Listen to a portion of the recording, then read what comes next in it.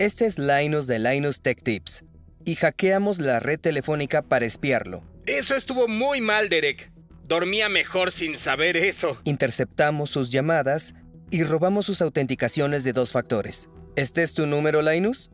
Sí, pero no, el mío no ha sonado. No tocamos su teléfono, no le mandamos ni un correo ni un texto, nada.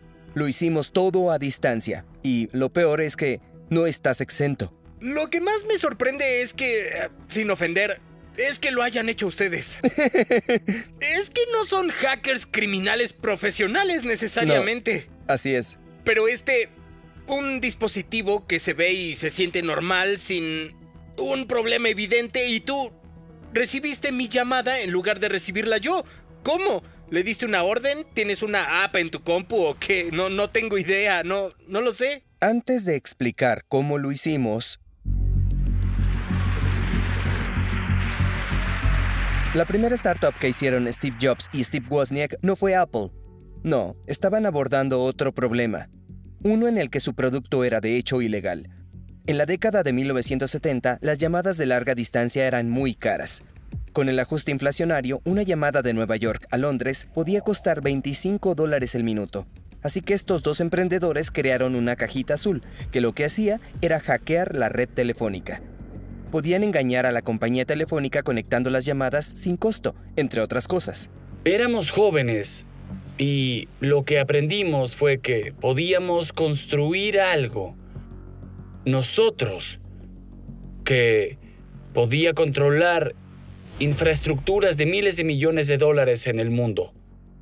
No creo que nunca hubiera existido una computadora Apple si no hubiera existido la caja azul. Woz dijo que llamaron al Papa. Sí, llamamos al Papa. Woz fingió ser Henry Kissinger. Teníamos el número del Vaticano, llamamos y empezaron a despertar gente de jerarquía, no sé, cardenales y así. Y finalmente mandaron a alguien a despertar al Papa. Cuando ya no aguantamos las carcajadas, se dieron cuenta de que no éramos Henry Kissinger. Pero, ¿cómo pudieron hacer todo esto con una caja electrónica hecha con partes de Radio Shack? Hasta mediados de la década de 1920, la mayoría de los teléfonos no tenían disco para marcar. Cuando el teléfono estaba colgado, unos 48 voltios se conectaban desde la central al aparato. Cuando levantabas el receptor, un circuito interno conectaba la boquilla y el micrófono, tomando corriente, y eso hacía que el voltaje disminuyera a unos 10 voltios. Y en la central telefónica, esta disminución prendía un foco, alternado a la operadora que contestaba y te preguntaba a quién querías llamar. Boston. Sara, comunícame al Bluebird. Y luego de consultar el directorio, conectaban un cable entre tu línea y a la de tu amigo. Conectar llamadas manualmente era una labor intensa. Las operadoras manejaban cientos de conexiones por hora. En 1910, un comentarista dijo, pronto el sistema telefónico va a tener que contratar a todas las mujeres del país en edad de trabajar como operadoras. Para 1950, solo en Estados Unidos había 1 millón de ellas. Para reducir costos, las compañías buscaban automatizar el proceso de conexión de llamadas, y una solución fue el teléfono de dial rotatorio. Para usarlo, ponías tu dedo en el orificio de un número, girabas hasta el final y el dial giraba de regreso. Y por dentro, un disco metálico con muescas gira. Cada cresta pone en contacto 2 placas metálicas, completando el circuito para la central. El dial envía pulsos que corresponden a cada número. Para el número 2, envía 2 pulsos. Para el número 3, envía 3 pulsos. Y así llega hasta 10 pulsos para el 0. Por eso el 0 está al final del dial en lugar de estar junto al 1. Esos pulsos que viajan por la línea telefónica determinan cómo se va a conectar tu línea. Se conocen como señales de control. Pero como el largo de la línea de transmisión aumentó, también aumentó su capacitancia y resistencia, y esto provocó que la señal de entrada clara se distorsionara, suavizando los cambios de voltaje. Entonces, los pulsos no podían accionar los interruptores en la central. Esto no era un problema en las llamadas locales, pero hizo que la automatización de largas distancias fuera casi imposible. Las líneas telefónicas, incluyendo las de larga distancia, se construyeron para llevar sonidos en el rango de la voz humana y el oído, principalmente de 300 a 3400 Hz. ¿Por qué no usar esta capacidad integrada para llevar señales de control?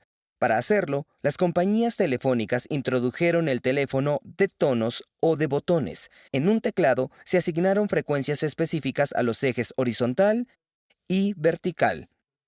Así, cada botón era identificable por la combinación de 2 tonos.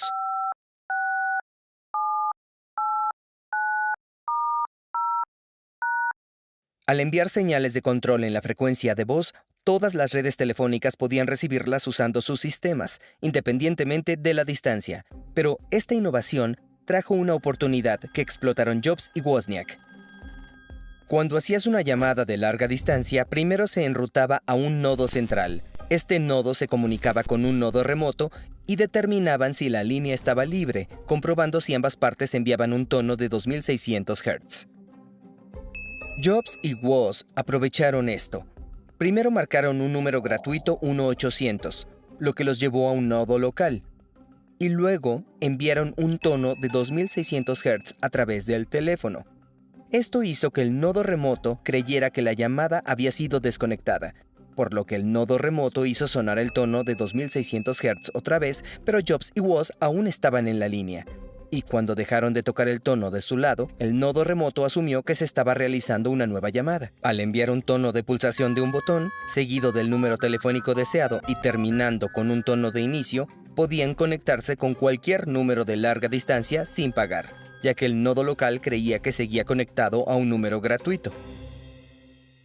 Las vulnerabilidades en el sistema de señalización eran obvias. Para imitar el tono de 2600 Hz, algunas personas usaban un silbato de juguete que venía en la caja de cereal Cap'n Crunch, que resulta que tocaba en esa frecuencia. Claramente, las compañías telefónicas tenían que desarrollar un protocolo de señalización nuevo, y la solución fue usar una línea digital distinta para llevar las señales de control. Así, nadie podría controlar la red enviando tonos por la línea de voz, porque esta ya no controlaría la forma en que la llamada se conectaría. Este nuevo protocolo se llamó Sistema de Señalización por Canal Común, SS7, y todavía se usa mucho hoy en día.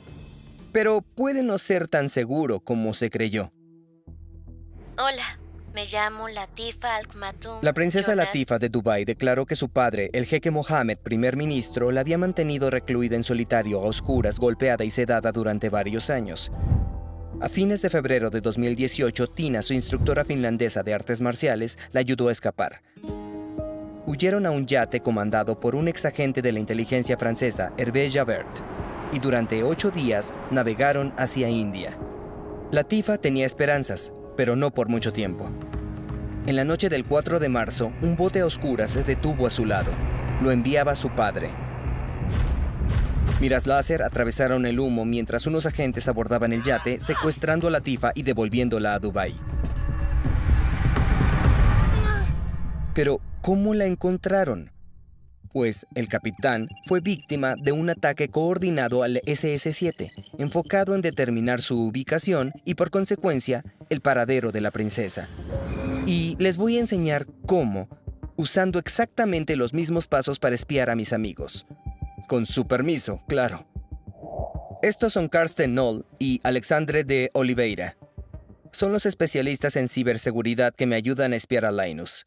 Seguimos 3 pasos para espiarlo.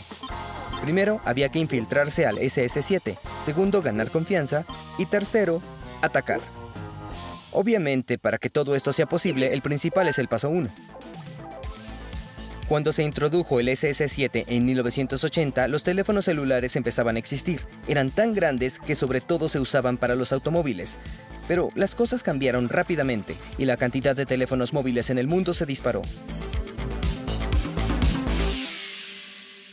El roaming es uno de los usos principales del SS7. Imagínate que me visitas aquí.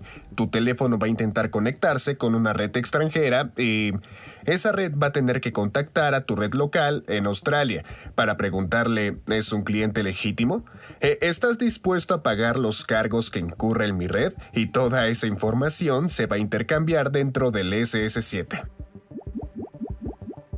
Para que esto funcione, las compañías telefónicas se tienen que comunicar entre ellas, y para hacerlo, se aseguran de que sean parte del mismo club. La manera en la que comparten su membresía a este club es por medio de direcciones únicas para identificar de dónde vienen las solicitudes. SS7 es una red mundial como el Internet, y también como en el Internet se necesita un sistema de direcciones, una manera de decir, este soy yo y este eres tú. En el Internet usamos direcciones IP, en el SS7 usamos los llamados títulos globales o también llamados GT. Para ofrecer cobertura mundial de roaming o itinerancia, las telefónicas establecen acuerdos con 2 proveedores en cada país en el que prestan servicio, uno principal y otro de respaldo. Las compañías telefónicas aceptan mensajes solo de títulos globales con los que tienen acuerdos. Todo el sistema está diseñado para ser una red cerrada, con pocas barreras una vez dentro. Esto se conoce como el enfoque del jardín amurallado. Este sistema parecía bastante seguro, y lo era. Cuando se desarrolló el SS-7 en los 80, el panorama de las telecomunicaciones estaba dominado por unas cuantas operadoras respetables. Estas operadoras habían establecido relaciones y tenían un interés común en mantener la integridad de la red. Pero 45 años después, el panorama cambió drásticamente. Actualmente hay más de 1.200 operadores y 4.500 redes, muchas de las cuales necesitan acceso al SS-7, desde operadores de redes virtuales hasta servicios de envío masivo de textos que envían notificaciones de Uber Eats. Hay tantos jugadores más en el jardín que no todos son de fiar. Algunas de estas compañías venden servicios a terceros. A algunos los pueden sobornar, a otros los pueden hackear. Probablemente hay miles de formas para entrar en el SS-7 a un costo y esfuerzo razonables. ¿De cuánto estamos hablando? ¿Cuánto puede costar comprar el acceso al SS-7? Comprar una sola conexión al SS-7 no es tan caro. Hablamos de unos cuantos de miles de dólares por mes. La gente que vende el acceso, ¿por qué lo hace? La gente vende el SS-7 por una razón: dinero.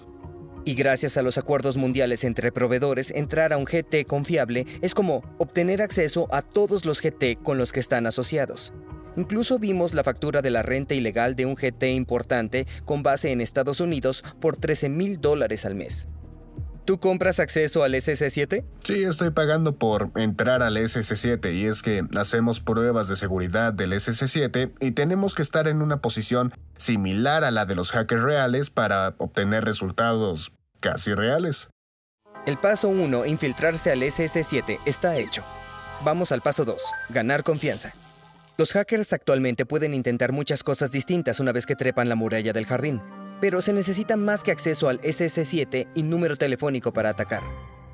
Incluso un GT confiable y el número telefónico de la víctima no son suficientes para identificarla. Se necesita algo de la tarjeta SIM. La verdadera llave de una red celular es un identificador único de 15 dígitos que le pertenece exclusivamente a la tarjeta SIM del teléfono. Se llama Identidad Internacional del Abonado Móvil, o IMSI en inglés, y es muy importante. Básicamente, para poder capturar la IMSI de un abonado, lanzamos algunos de los mensajes como envía información de enrutamiento o envía información de enrutamiento para SM. Estos mensajes se utilizan normalmente para capturar la IMSI. Las redes tienen cortafuegos que niegan cualquier solicitud que les parezca sospechosa. Obtener una IMSI es vital para parecer confiable. Así que vamos al crítico paso 3. Atacar. ¿Quieres probar el teléfono? ¿Puedes probar algo para ver si funciona, como llamar Sí. o escribirle a Voy alguien? a llamar a mi esposa. ¿Normalmente contesta? Sí, seguro va a contestar. ¿Hola? Hola, Yvonne. Esta es la voz de tu esposo y necesito hablarte sobre el pago. Ok, gracias. No, soy yo. ¿Te acaba de colgar? Sí, me colgó. Ya establecimos que el teléfono funciona totalmente normal. ¿Estás esperando alguna llamada importante? No sabría decir si es importante, pero hoy en la noche voy al Creator Summit y James de Hacksmith iba a llamarme porque íbamos a hacer algunos planes. Me están llamando. ¿A ti también? ¿No? Hola, soy Linus. Hola Linus, soy James, ¿cómo estás? Todo muy bien. ¿Cómo estás tú? Muy bien, te veo en el evento de YouTube. Sí, tengo muchas ganas. Y cómo odio las Macs. Siento que ese es tu personaje. No puedes jugar en una Mac. Linus, ¿quieres hablar? Quisiera hablar, pero no recibí la llamada. ¿Qué número marcaste? 4473. ¿Ese es tu número, Linus? Sí, pero yo no, el mío ni sonó. Oí que sonó, pero a través de las bocinas de mi computadora y supongo que fue tu teléfono. Exacto. ¿O llegó a tu computadora? Pues sí, llegó a todos mis equipos. Así que, James, lo siento. Llamaste a Linus y me llegó a mí. Gracias por ser parte de esta rara demostración. No hay absolutamente nada aquí que indique que debía recibir una llamada. Sí, y lo más curioso es que tiene una tarjeta SIM canadiense normal. Así que cualquier tarjeta SIM canadiense en teoría puede ser vulnerable a un ataque así, en el que alguien marca tu número y no te llega a ti. Esto es como el pricking, pero a un nivel muy diferente. Justo eso es. Yo estoy muy familiarizado con el concepto de suplantación de SIMs, donde con ingeniería social se consigue una SIM que está registrada en la cuenta de alguien más. De hecho, ya nos han robado cuentas de esa forma. Pero en este caso, mi teléfono aún funciona. ¿Hola? Hey, pues la demo que estamos haciendo está muy loca, amor. Básicamente hicieron que Hacksmith me llamara. Mi teléfono no sonó, pero Derek de Veritasium contestó la llamada y pudo hablar con él y Hacksmith no tenía idea de que me llamó y luego... Perdóname, estoy con Cindy. Hola Cindy. No estás en altavoz. Ok, está bien, salúdame a Cindy. Ok, bye. ¿Y cómo pudimos tomar control del teléfono de Linus? Cuando agregas un número telefónico a tus contactos, normalmente no pones el prefijo del país, pero cuando estás usando el roaming, ese número va a llamar a una persona totalmente distinta en el país donde te encuentres. Así que tiene sentido anular las decisiones de los usuarios de a quien quieren llamar, porque no es que chequen cada vez si las entradas en sus contactos tienen un prefijo de país. Esta es una función poderosa. Al engañar a la red para que piense que su teléfono está en roaming, podemos reescribir el número al que está llamando como el número que controlamos.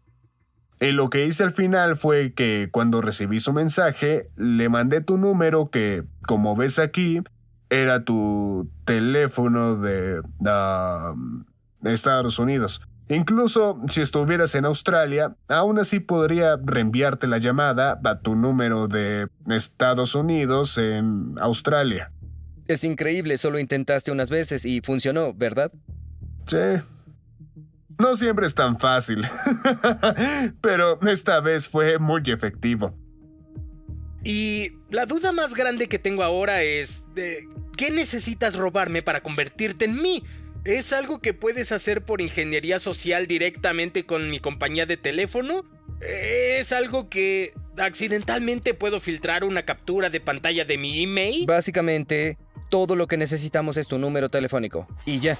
Incluso se podría hacer algo donde yo fuera intermediario. Yo desviaría la llamada hacia mí, pero al mismo tiempo marcaría por ti el número real y te enviaría a ellos, mientras yo me sentaría a escuchar y grabar la llamada. ¡Wow! Pero este no es el único ataque. Se puede hacer mucho más con el SS7. También podemos interceptar mensajes de texto como parte de nuestro paquete de ataques. Igual que en las llamadas, podemos engañar a la red para que piense que el objetivo está en el roaming, lo que desvía sus mensajes a nuestro GT. Y así podemos robar contraseñas de un solo uso en la autenticación de 2 factores. Este tipo de ataques funciona hasta que el suscriptor interactúa con la red de su teléfono. En ese momento el teléfono se reconecta con el GT correcto. Claro que solo se necesitan unos segundos para hackear la cuenta de alguien. Se necesita esa ventana de unos segundos para recibir la contraseña de un solo uso. De hecho, ya abrimos una nueva cuenta de YouTube de Linus. Ok, en teoría puedo obtener el nombre de usuario y contraseña descargando datos porque, por tonto, siempre uso el mismo usuario y contraseña en distintas cuentas. O pudo instalar un keylogger en mi sistema y así pudo obtenerlo cuando yo lo estaba escribiendo. Y luego yo verifico mi número, pero obviamente él tiene mi número porque en realidad eso no es muy difícil de encontrar. Y en teoría se supone que me debería llegar un código de 2 factores. Me llegó.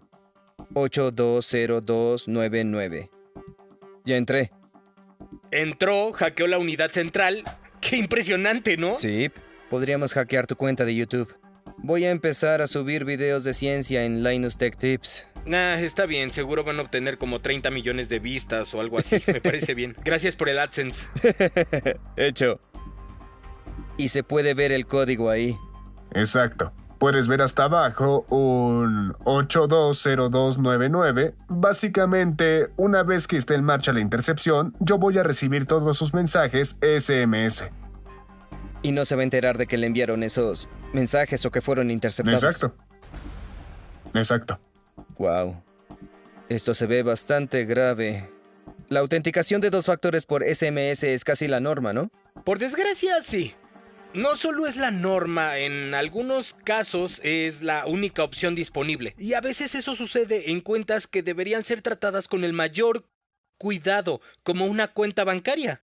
Hay un tercer método de ataque que no pudimos mostrarle a Linus. Por suerte para él, su red bloqueó las solicitudes. En muchas redes puedes usar el número IMSI y la información del centro de conmutación obtenida en el paso 2 para enviar un comando más profundo en la red.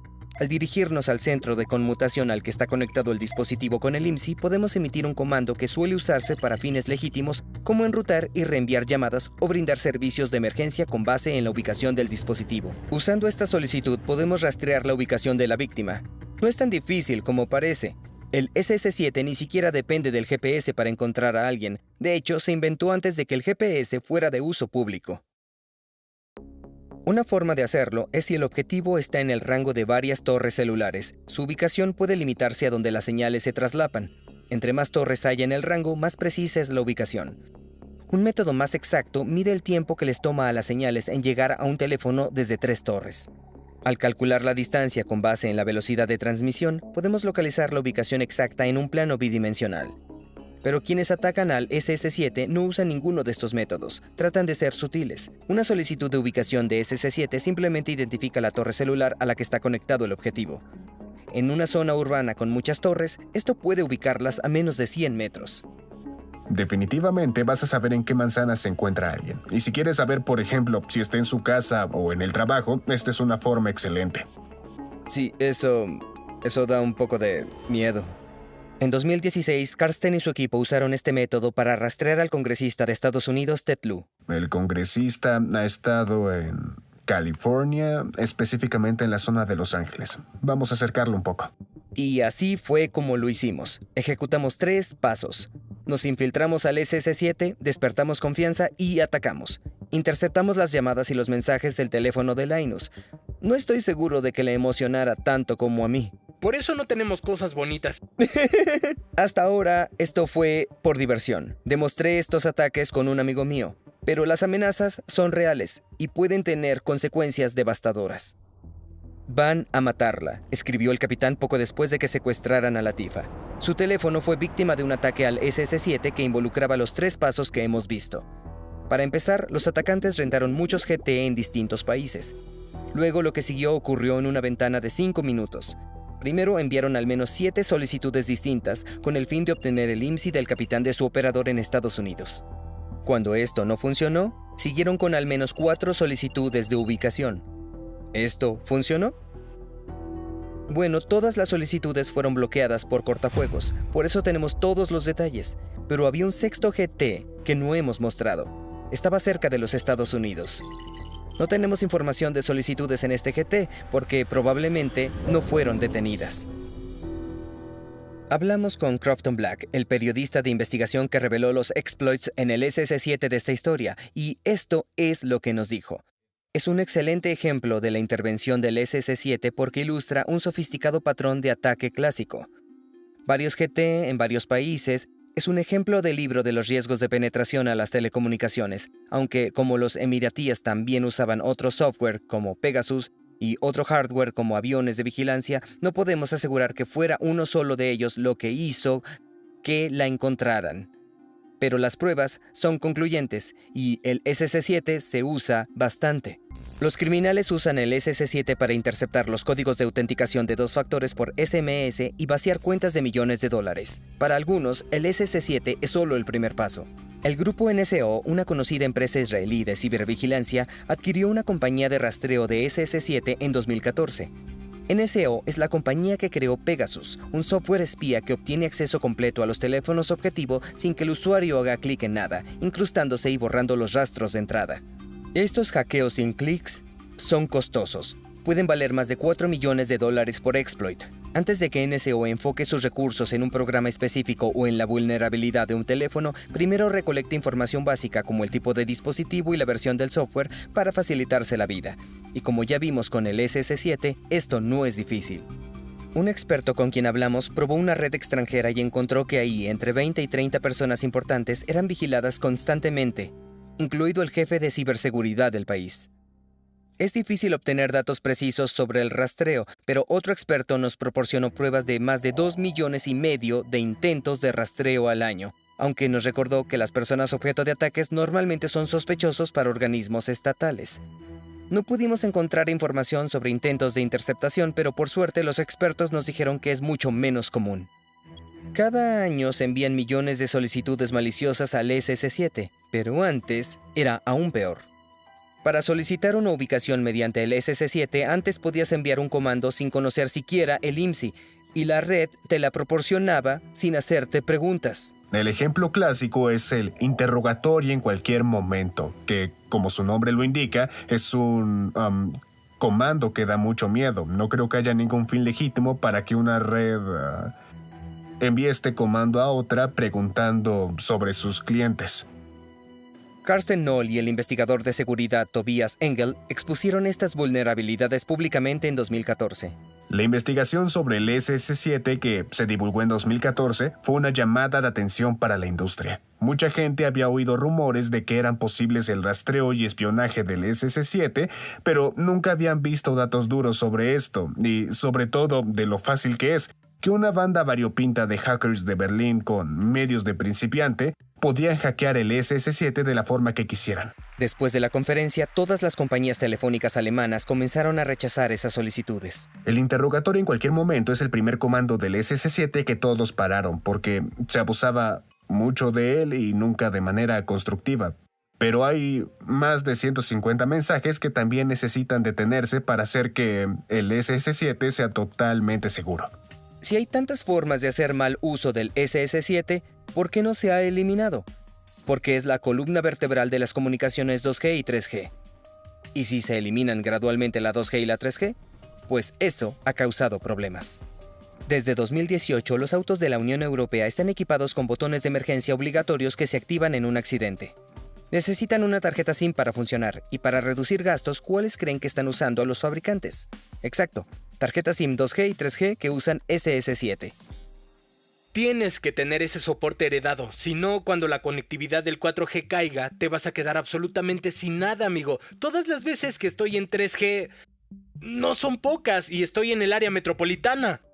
Lo más sorprendente es que aún no ha habido una presión global para reemplazar al SS7 con una de las dos versiones más nuevas de la tecnología. La última de estas que se presentó fue el 5G, que parece muy segura, pero ahora el problema es la desventaja de ser el primero en hacerlo. Debido a los efectos en la red, no ganas nada por ser el primero en adoptar una tecnología. Quieres ser el último, ya que todos se hayan conectado y tú obtengas el beneficio completo por también unirte al club. Aun cuando el protocolo de señalización del 5G puede detener los ataques totalmente y muchas redes están usando la tecnología 5G, a la hora de enrutar llamadas entre redes, el SS7 sigue siendo el estándar de facto. Generas una cantidad de inercia tremenda para usar un término que es más de tu canal que del mío, que hace que dejarlo atrás sea muy, muy difícil. A menos que haya otros eventos importantes que nos vuelvan a poner en el radar del público, podrían pasar otros 10, 15 o incluso 20 años para que las redes de SS7 finalmente se apaguen. Lo curioso es que nosotros aprovechamos estas debilidades y yo soy solo un youtuber. Me ayudaron excelentes investigadores de seguridad, pero me sorprendió lo fácil que fue esto. Ahora, supongamos que tuviera el apoyo de un gobierno. Esto es un problema real. ¿Qué puedes hacer para protegerte? En lo personal, mientras tengas una tarjeta SIM, desafortunadamente no hay mucho que puedas hacer frente al rastreo de ubicación. Si es posible, elige alternativas a la autenticación de 2 factores por SMS para que no se puedan interceptar los mensajes. Usa una aplicación de autenticación o tokens de hardware, y si te preocupa la intervención telefónica, usa servicios de llamadas cifradas por Internet, como Signal o WhatsApp. Nos dijeron que esto se usa principalmente en sospechosos. ¿Entonces te debería importar? El del SS7 es una enorme violación a la privacidad y hay millones de casos de abuso todos los meses. Si la violación a la privacidad es un problema para cada uno, es casi una pregunta filosófica, ¿no? Alguien que creció en la tradición berlinesa del club de computación Chaos como yo cree firmemente que la privacidad y la capacidad de formar tus propias ideas sin ser observado es un prerequisito de la democracia, pero muchas otras personas no están de acuerdo. Nada teme el que nada oculta.